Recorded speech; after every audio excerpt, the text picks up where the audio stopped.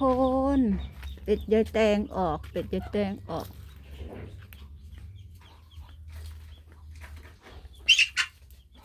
เฮ้ยอย่าอันนั้นหลายไหมอย่าให้หลายไหมดิตัวนี้น้อยยังจับก็ได้ตัวนี้จับไปแล้วจักตัวนี่ฝุ่นแม่มันห่วงแม่มันพึ่งปีกฝุ่นขึ้นห่วง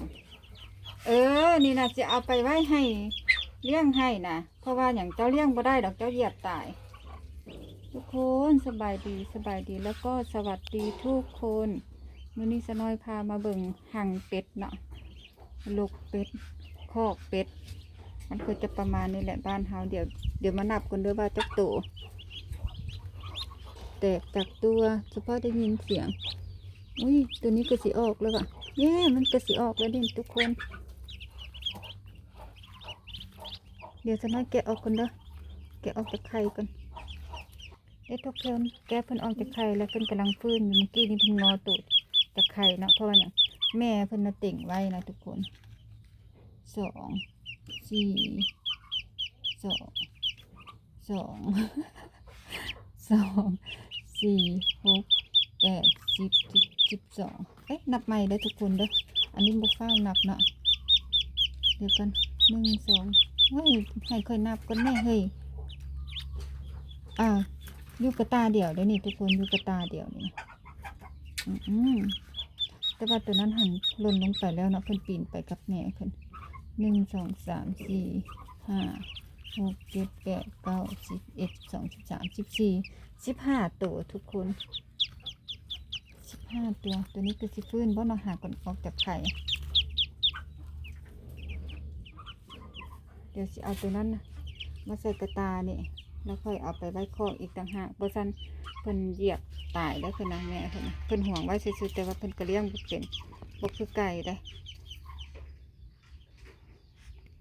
ตัวนี้ก็เอามาไว้น้ำกันเลยเนาะเพราะว่าคือสิมันแข็งแรงขนาดเลยมันค่อยโตนออกลงไม่ได้ทั้งหมด15ตัวทุกคน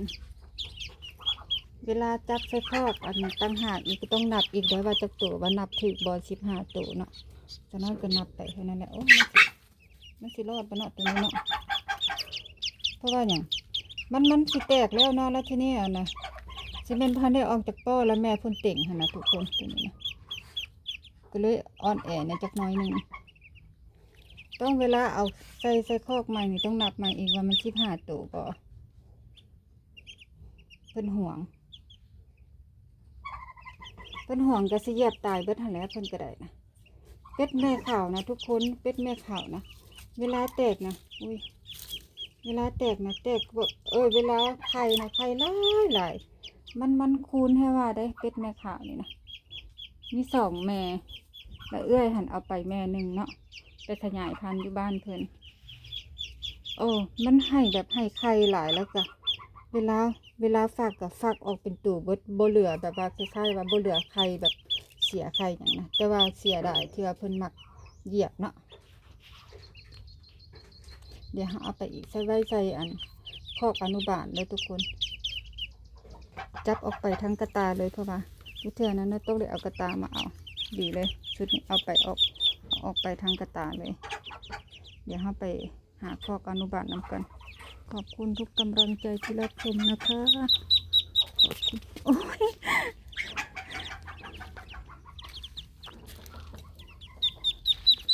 อย่าหล่นเด้อ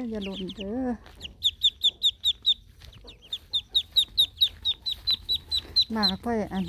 เกลืออิ่มแล้วยังเอาเข้าให้กินอิ่มแล้วยังมาอย่างมาอย่างเกาะมากินขี้เป็ดขี้ไก่ทุกคนขี้เป็ดขี้ไก่เทื่อมันเป็นขาวเครื่องนึงขาวเครื่องนึงดำนะเพราะน้องกินยางมันละบ่เหลือเด้ ตุ้ยย้อนขี้ไก่ได้ทุกคนบ่แม่นตุ้ยย้อนข้าวเฮาเกลือได้มาค่อยนะเอาเถอะเอาว่าแล้วว่ามากินขี้ไก่โพดเหลือซ้ำกับเพิ่นบ่ได้กินข้าวกินน้ำนี่ก็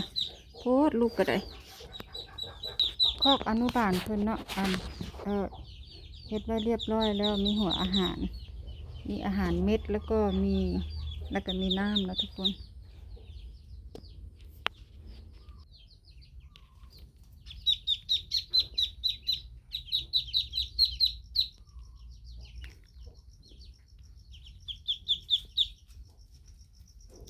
เป็ดนี่มันจะเลี้ยงง่ายกว่าไก่ทุกคนประมาณ3-4 เดือนนี่มันก็เริ่มใหญ่แล้วเนาะ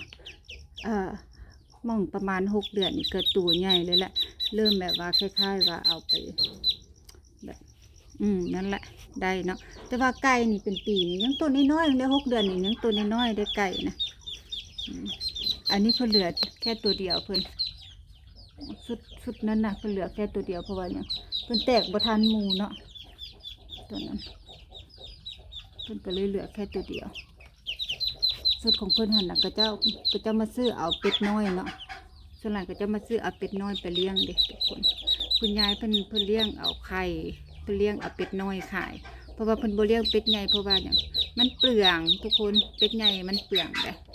มันกินหลายกินบ่อยู่บ่เซามันก็เลยแบบพอเอาแต่ไก่พอเอาแต่เป็ดน้อยแล้วก็เจ้าก็มาถามเอาแบบนี้นะมาถามซื้อเอาไปเลี้ยงโตแบบนี้นะ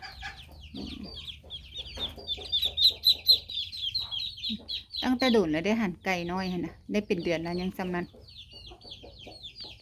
นะคะเริ่มนับเลยเนาะว่าจักโตเนาะ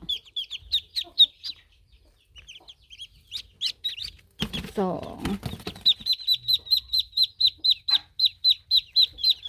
4 6 8 10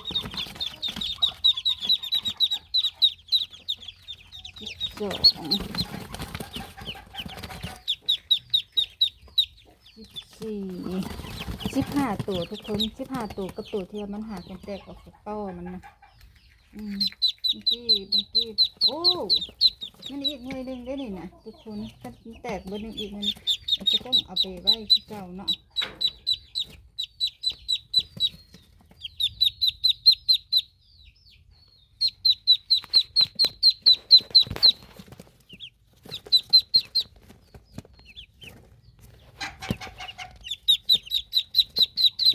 ขอบคุณทุกกำลังใจที่มีมานะคะขอบคุณมากๆเลยขอบคุณเพื่อนๆพี่ๆที่เข้ามารับชมขอบคุณทุกกำลังใจคลิปนี้ก็เท่านี้ด้วยทุกคนขอลาไปก่อนแล้วนี่ตัวหนึ่งเนาะจะมันสิรอดปลุเพราะว่าอย่างมันติดอยู่ในโป้ไข่แล้วทีนี้มันดูเหมือนว่ามันจะแบบโคตรตุหลายนะแล้วทีนี้มันโดนแม่มันเหยียบน้ำหันเนาะมันก็เลยเกิดมันสิคายตัวเดียวเฮาอีกชั่วโมงหนึ่งเฮากลับมาเบิ่งใหม่ก่อนว่ามันสิรอดบ่เนาะทุกคนรวมทั้งหมดทั้งมวลก็15 ตัวเนาะ14 ตัวหันแข็งแห้งอยู่ตัวที่15หันบ่ค่อยแข็งแห้งเท่าไหร่ขอบคุณทุกกำลังใจนะคะขอบคุณมากๆนะ